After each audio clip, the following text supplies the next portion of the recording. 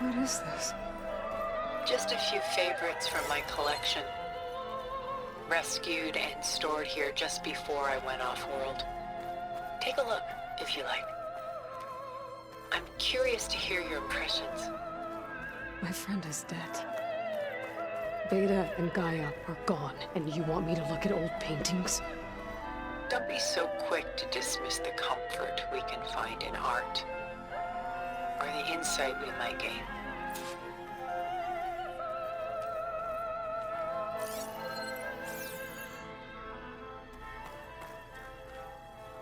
My favorite pairing on the left is Woman Reading a Letter by Vermeer, a true master.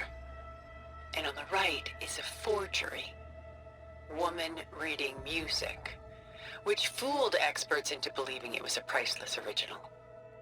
Early in my career, I became fascinated with such deceptions. Eventually, I developed scanning software that could detect fakes with unparalleled accuracy. Is that how you made enough money to buy your way onto the Odyssey? Oh no. I made my real fortune later. Selene and Endymion. She's the goddess of the moon, whereas he's a simple shepherd. Beside her is the god of love, Cupid. So she's sneaking up on him? More like visiting him in secret. The torch that Cupid bears represents Selene's undying infatuation with him. Though the two must remain apart, her love will forever burn. This is Rembrandt painting Jeremiah, a man in mourning. Mourning what? His home. The ancient city of Jerusalem. He foresaw its impending doom, but could do nothing to prevent it. So instead, he saved its treasures from destruction, just as I saved these works. You could say we're kindred spirits.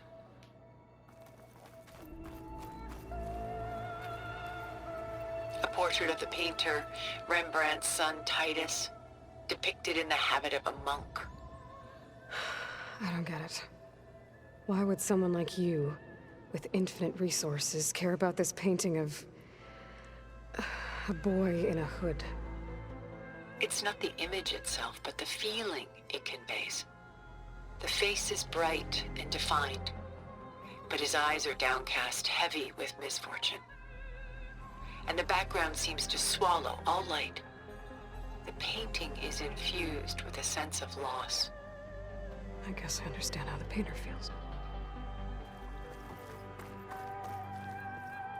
Rembrandt's The Night Watch, by far the most famous painting my homeland ever produced. It was commissioned to honor a militia made up of influential citizens. I guess you must have been an influential citizen. In my day. But not as influential as you've been in this new world.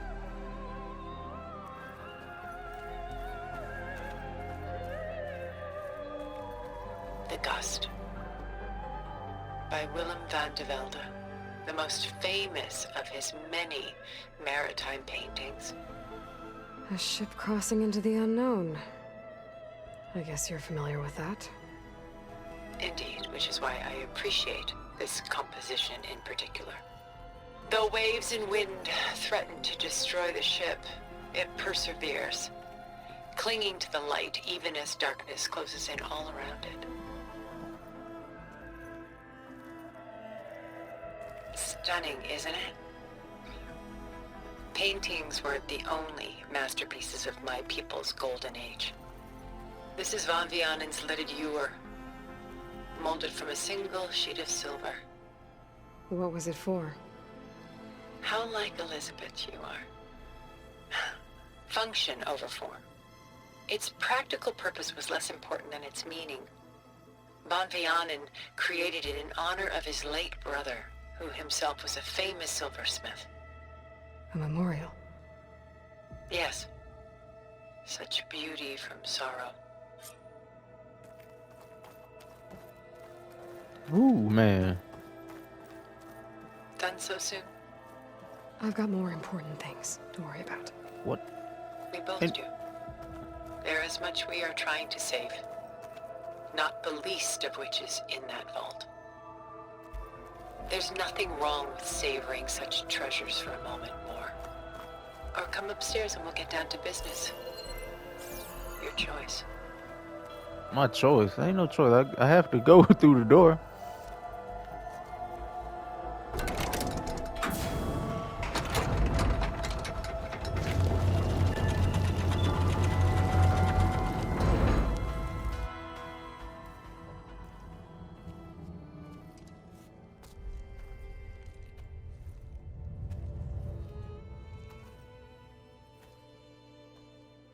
There you are.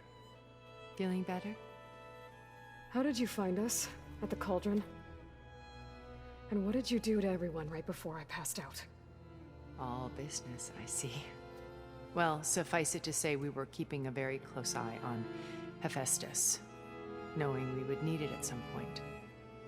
Your ruse didn't fool us, and as for my little trick, it was an overload of the senses, accompanied by an energy discharge. Gerard and Eric were only momentarily disoriented due to their shields, but it rendered you unconscious while I got you out. Perhaps some breakfast might steady you a bit?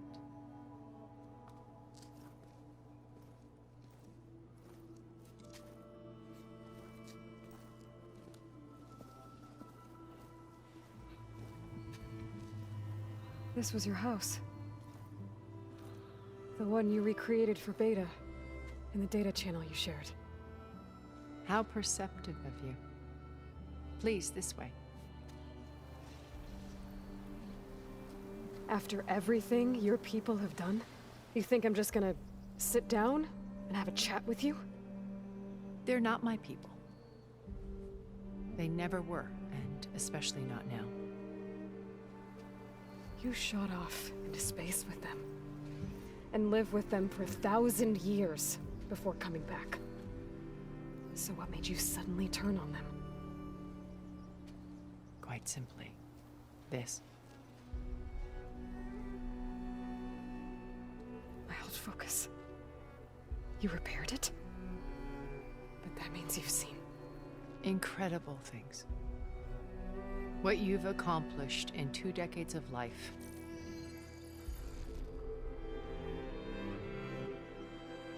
A 1,000 years at my back and I haven't even come close.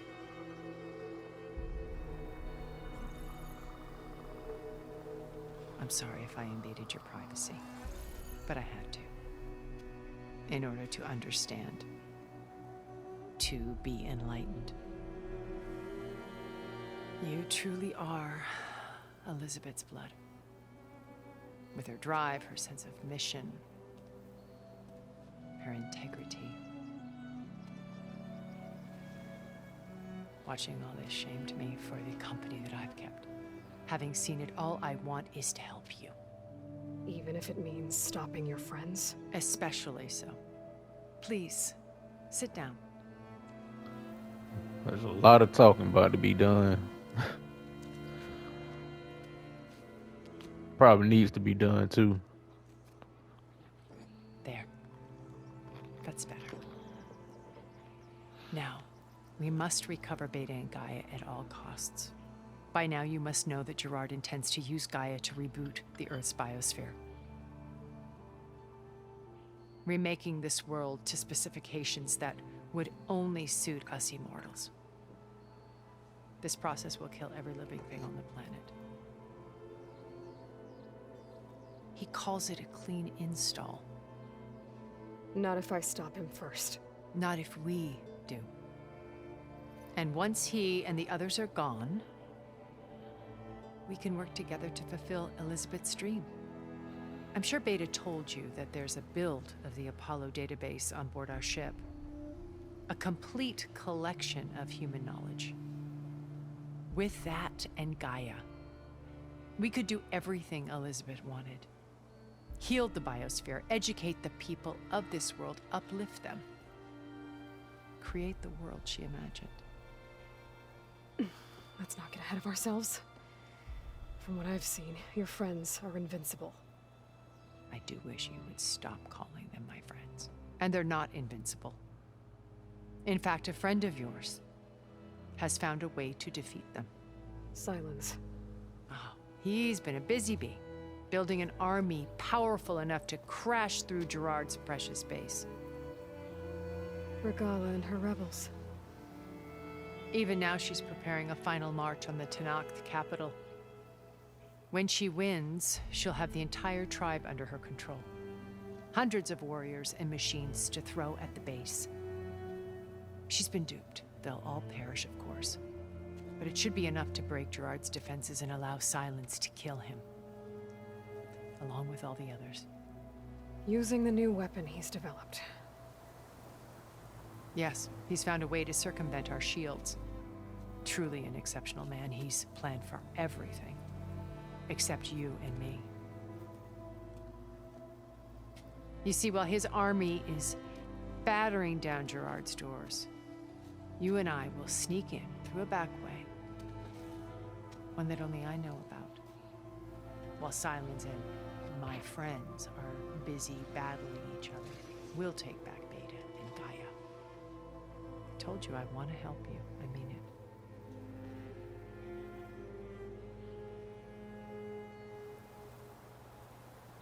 Her and Sobek wasn't on good terms, though, from what we know. So you knew Elizabeth. What was she like? Liz was everything she was. I see in you. And more. Your ingenuity, your determination, your moral compass. You've managed to distill her greatest qualities and make them your own. I'm not asking about me. Tell me about Elizabeth. What was she really like? The honest answer is that I don't actually know. For all the time that I spent with her, she always kept a part of herself locked away. It was like that from the moment we met.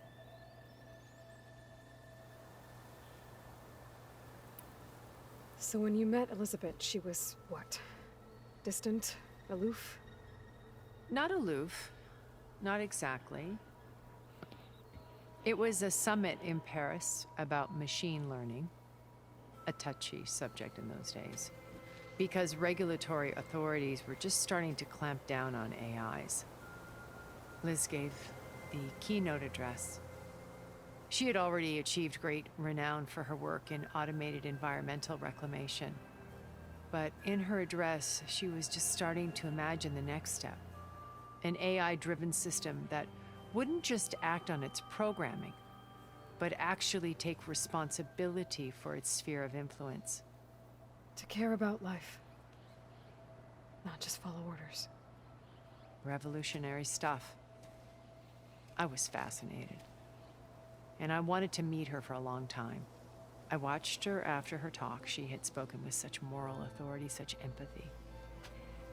But after that, she retreated. I could tell she felt uncomfortable with all of her admirers. It was as if giving the talk had cost her something. I didn't want to be a pest, so I planned my approach carefully. So how did you finally approach Elizabeth after her talk? I picked the right moment. The morning of the next day, right as she came back to the conference, she had just had her coffee. She was fresh, rested. It was like she had braced herself for the onslaught of colleagues. I asked if I could walk with her, then put forth a question about her talk that I thought was intelligent. Her answer made me realize it wasn't, but she was very welcoming. Almost as if we were previously acquainted. It was only halfway through the conversation that I realized she knew exactly who I was. It was quite a shock to me. My business was trafficking in secrets, and I took great pains to protect my anonymity. So that was Liz, perpetually one step ahead. I came to view our meeting as a metaphor for our friendship. She always seemed to know me far better than I knew her. guess I know the feeling.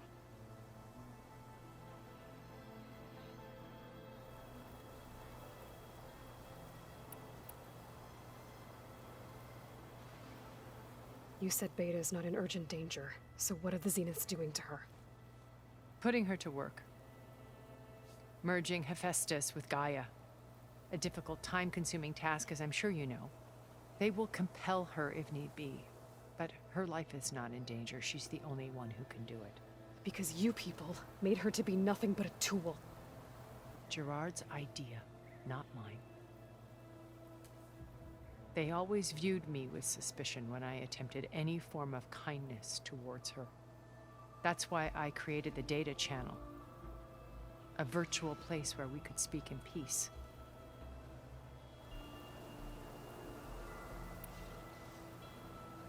So this channel you shared with Beta, none of the other Zeniths ever found out about it. Gerard believes he's the most cunning of all of us. Even after 1,000 years, he still can't imagine that I would outwit him. The channel allowed me to interact with Beta away from their mistrustful eyes. It offered us a chance to be ourselves. Until you cut off all contact. Yes, though it pained me. I was worried that our meetings would do her more harm than good. Well, she felt like you tossed her aside. I was afraid the others would find out and punish her. She may not have had the comforts of friendship anymore, but at least I ensured she was safe. I know it seems harsh, but you must believe that her well-being has always been paramount to me. Why did you make the data channel look like this place? I built this house as a shelter to weather any storm. A safe place. Not just for me, but for the art stored below. Cultural artifacts of incalculable value. Truly some of the greatest achievements of human civilization. And you wanted Beta to see them? Yes. Her upbringing was so cold and technical. I thought if she could experience Vermeer and Rembrandt, it would bring something else into her life. A heritage every bit as valuable as the scientific and technical data being drummed into her. I'm sorry I had to cut off contact, but I'll never regret sharing this house with her. She needed its shelter even more than I did.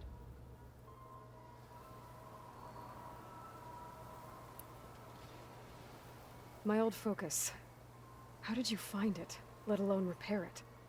When we encountered you at the Hades Proving Lab, Gerard saw you as a redundancy. I knew better. You were a revelation. After your dramatic escape, bravo, by the way. Gerard and Eric assumed you were dead and gave up the hunt. I wasn't so sure. When the others were busy, I returned to the lab and searched for any trace of you. That's when I found this little treasure. Not easy to repair, but certainly worth the effort. As I watched your life unfold, you were like a splash of color on a worn canvas. What Liz was, and more. Did you show it to the others? Of course not. It was your actions that inspired me to defy them. It's worth noting that if I hadn't found it and watched its contents, I wouldn't have known to save you at the cauldron. You'd be dead. So I should be grateful? If you like.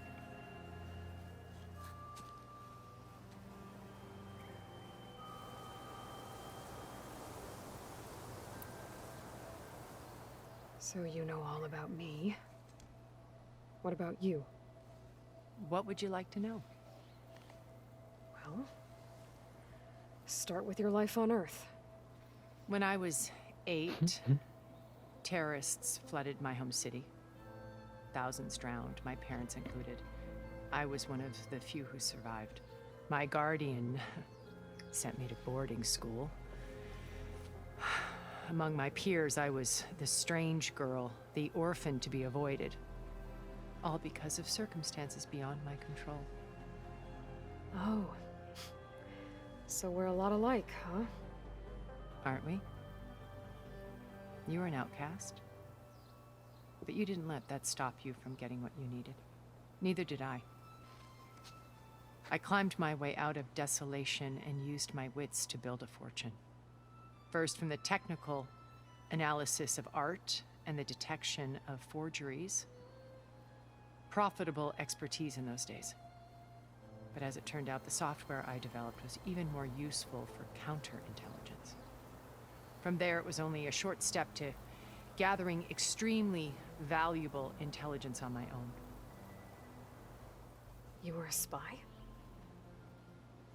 More like a service one could turn to for information. I had to remain anonymous, of course, to protect my privacy. But despite that anonymity, Far Zenith inevitably sought me out.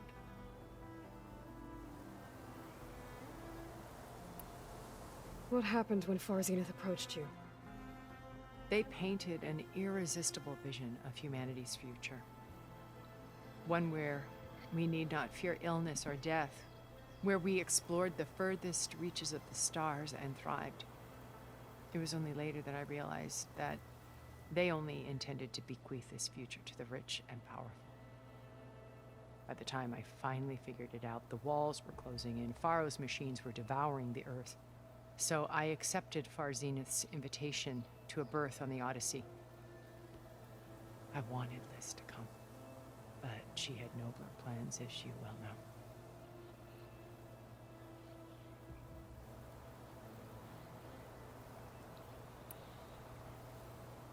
So you didn't know the other Zeniths were monsters until it was too late?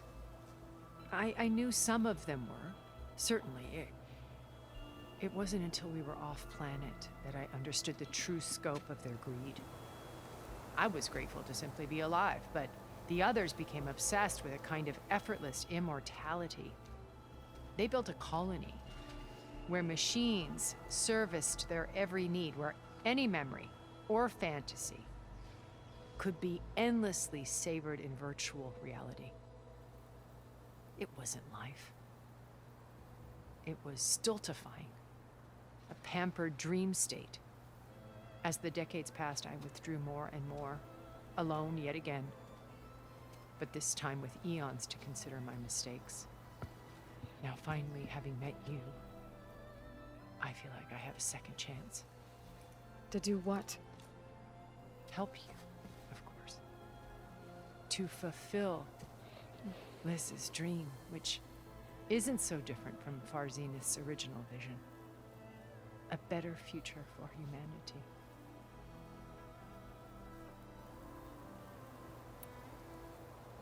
I don't know about that. Sobek definitely wouldn't even got on the Odyssey if she would have known about that anyway, though. So Beta told me your colony was destroyed. That you came back to Earth because you had nowhere else to go. It's true. After we reached our destination, a planet in the Sirius star system, we spent decades building a new home. The physical constraints of Earth, the boundaries of mortality, gone. To think of what we could have done with it. It might have been a utopia. Instead, we stagnated, absorbed in effortless comforts and virtual realities. It took a cataclysm to finally yank us out of our stupor. What happened? A massive geological event. We knew of instabilities in the planet core, but we underestimated them. By the time the collapse was upon us, it was too late to stop it. Only a few of us made it to the ship in time. We set course for Earth, the only safe harbor left to us. Which you decided to make unsafe for anyone else. Not me. Gerard. He believes it's better to wipe the canvas clean than work around the smudges. No more primitive tribes, no more combat machines, only a blank slate to do with as he pleases. But we will stop him. All we have to do is get into that base. she make it sound so easy. What exactly is your plan to sneak into the Zenith base? We will make use of a lesson I learned from an early age. Always know your exits. In this case, a place where Gerard's new construction meets the ancient foundation. a passage that only I can access. When Silence flings his army at the base, we will enter through this back door, bypassing most of the fighting. The distraction will provide us with a window in which to rescue Beta and Gaia.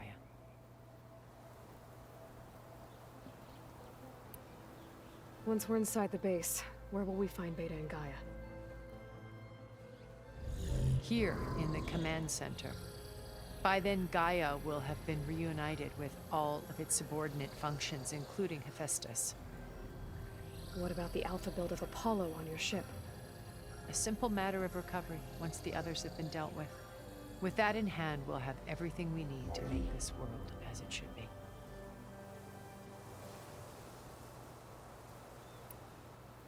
How do you know about Silence's plan? He isn't the only one adept at spyware. You hacked his focus? No, he's too careful for that. But his subordinates? Not so much. He gave additional focuses to the tribals he branded the Sons of Prometheus. The ones working with Regala. By tapping their focuses, I learned about most of his dealings. The distribution of override technology, the arming of Tanakh rebels, and the secret pact with Regala to attack Gerard's base. But how did he come up with a weapon that can take down your shields? That's the one thing I haven't been able to figure out, but however he did it, I'm quite certain it will work. With it and the Tanakh army, victory seems to be within his grasp. Such a shame he'll be disappointed.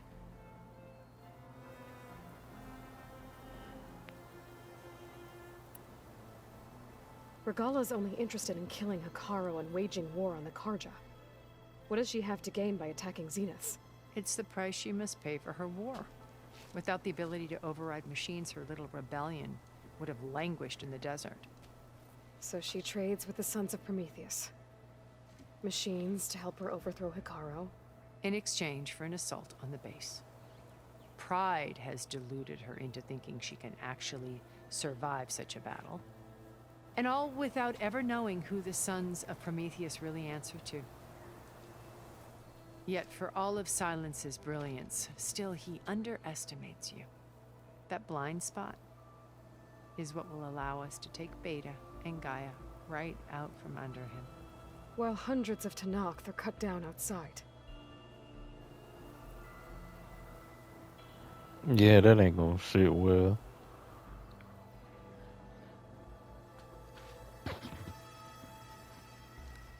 First Varl. Now Hekarro and the Tanakh. Your plan would wipe out an entire tribe. There has to be another way. We are in an admittedly desperate situation, but I assure you there isn't. Remember Zero Dawn. Elizabeth's sacrifice. Sometimes many have to die for a new world to grow. If it looks impossible, look deeper. Wait. The data channel. It still exists, doesn't it? I need you to open it. Let me talk to Beta. Impossible. We might be detected. It's worth the risk. There is another way, one where the Tanakh survive. But we won't. If the others... If you want to help, open it.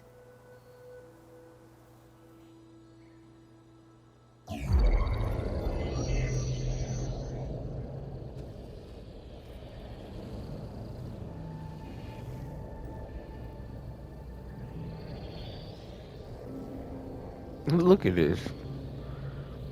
The Matrix.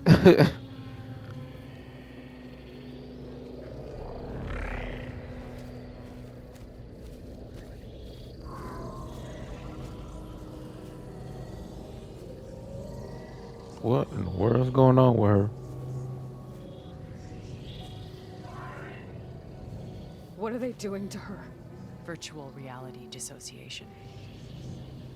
The manual merge of Hephaestus will take hours upon hours of tedious micromanagement.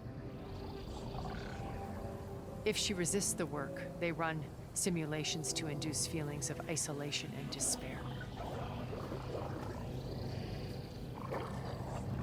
Beta, can you hear me?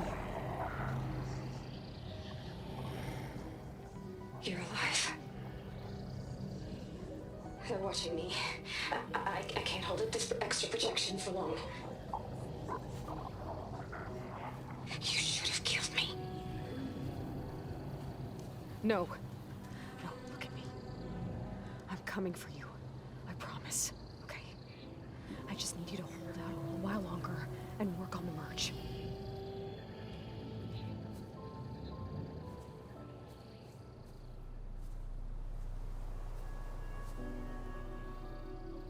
Then I think it can be done.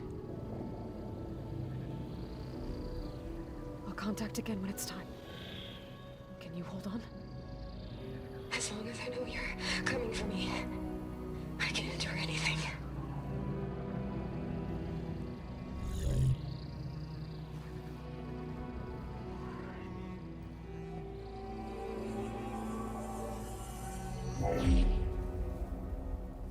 All right. I did as you asked. Now I think you need to tell me what you're planning. I'm going to take Silent's army away. I don't need it. Only the weapon he made to penetrate your shields. And how do you propose to get it? Ask him nicely? Without Regala and her rebels, he won't have a choice. We'll be his only option. Only option for what? What did you tell her? That is between me and my sister. Will be Silent's only option for crashing that base. I'll tell you the rest later. But first, there are a couple of things I have to do. Oh. And what are those? Lay my friend to rest. And then I'm going to use the override that Beta gave me at Gemini to put an end to Regala's rebellion. From the air. Wait. Since you insist on doing things your way, I know of something that will truly help you make a grand entrance with the Tenat. The ancient Horus Titans still possess electromagnetic energy cells as part of their arsenal. Drop one of those on Regala's army and they'll receive quite a surprise.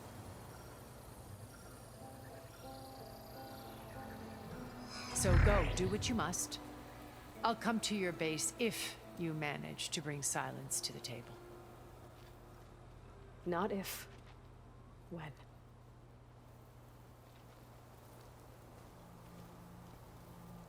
Sounds like a plan. Erend, are you there? Aloy! Aloy, is that really you? Yeah, it's me. Where's everyone else? We're all... we're back at base. What happened? It might be easier to explain in person. I'll try to join you there when I can. Okay. We'll wait here for you. It's good to hear your voice, Aloy. My ass almost jumped off the damn